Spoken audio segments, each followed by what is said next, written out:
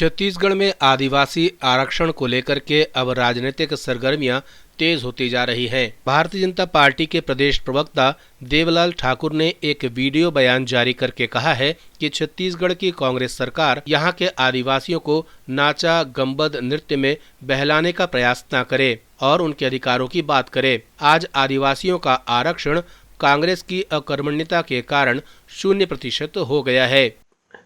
छत्तीसगढ़ की ये कांग्रेस सरकार, यहाँ के मुख्यमंत्री श्री भूपेश बघेल जी आदिवासियों को नाचा गम्मत नृत्य में नहीं बहला सकते। उनके हक एवं अधिकारों की बात करनी चाहिए। चूंकि आज आदिवासियों का आरक्षण 0% हो गया है, उसे 32% करने के लिए यहाँ की कांग्रेस सरकार को अधिसूचना जारी करना चाहिए इस राज्योत्सव के मौके पर, ताकि आदिवासियों का आरक्षण 32% हो सके।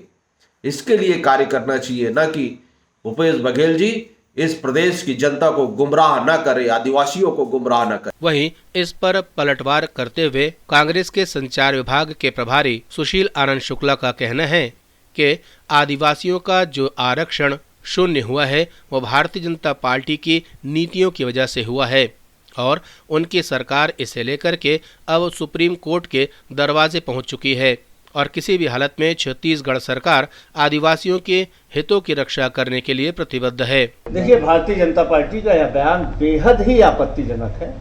दरअसल भारतीय जनता पार्टी ने अपने 15 साल के शासनकाल में छत्तीसगढ़ की आदिवासी संस्कृति, छत्तीसगढ़ की आदिम संस्कृति, जो देश और दुनिया की सबसे पुरातन संस्कृति है, जिस पे गर्व होना चाहिए, उसको दबा के रखा था।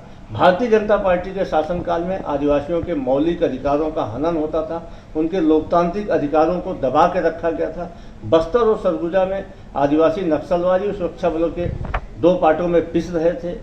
सैकड़ों हजारों आदिवासियों को छोटे मोटे धाराओं में इन्होंने बंद करके जेलों के शिक्षों में रखा हुआ था। आज छत्तीसगढ़ में आदिवासी संस्कृति पुष्पित पल्लवित हो रही है। विश्व आदिवासी नृत्य महोत्सव के नाम पे हमारी संस्कृति देश और दुनिया के सामने आ रही है, तो भारतीय जनता पार्टी को पीड़ा हो रही है। जहाँ तक आदिवासी आरक्षण का सवाल है, वो तो भारतीय जनता पार्टी की पूर्ववर्ती दमन सरकार की गलत नीतियों और उनके द्वारा गलत उठाए गए गलत कार्यों के कारण न्यायालय में रिवर्ट हुआ है। हमारी सरकार सुप्रीम कोर्ट गई है।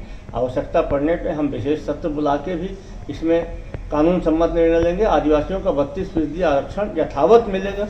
जिस वर्ग का जितना अनुपात है, उसको उस वर्ग को उसके जनसंख्या के अनुपात में आरक्षण देने को हमारी सरकार प्रतिबद्ध है। बहरहाल आदिवासी आरक्षण को लेकर के भारतीय जनता पार्टी और कांग्रेस आमने सामने नजर आ रहे हैं और दोनों ही आदिवासी मतों को साधने के प्रयास में लगे हुए हैं। हालांकि इस प्रयास में ये दोनों राजनीतिक संगठन कितना सफल हो पाएंगे, ये तो आने वाला वक्त ही बताएगा। ब्यूरो रिपोर्ट, जनता से रिश्ता।